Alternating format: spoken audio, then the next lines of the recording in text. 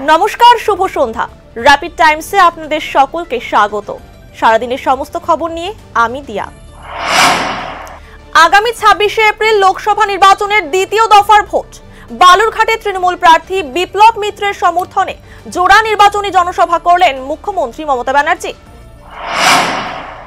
BJP প্রার্থী রাজু বিস্তের সমর্থনে দার্জিলিং এ সভা করার কথা ছিল অমিত শাহের। খারাপ আবহাওয়ার কারণে বাতিল হয় সভা। বাংলার 3 জায়গায় সভা করলেন প্রতিরক্ষা মন্ত্রী রাজনাথ সিং।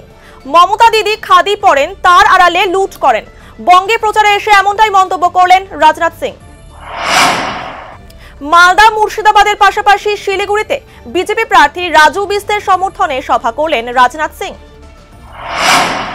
শিলিগুড়ির জনসভা থেকে রাজ্যের তৃণমূল সরকারকে এক হাত দিলেন রাজনাথ সিং। মমতা ব্যানার্জি বাংলার মানুষকে ভুল বোঝাচ্ছেন, সিএএ আইন নিয়ে বলেন রাজনাথ সিং। রানাঘাটের তৃণমূল প্রার্থী মুকুটমণি অধিকারীর সমর্থনে জনসভা করলেন অভিষেক বন্দ্যোপাধ্যায়।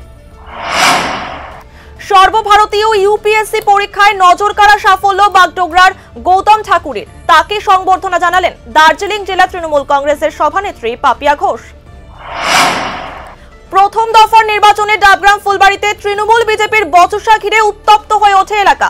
রবিবার এক বিজেপি কর্মীকে আটক করার প্রতিবাদে আশিঘর ফাঁড়িতে বিক্ষোভ দেখালো বিজেপি।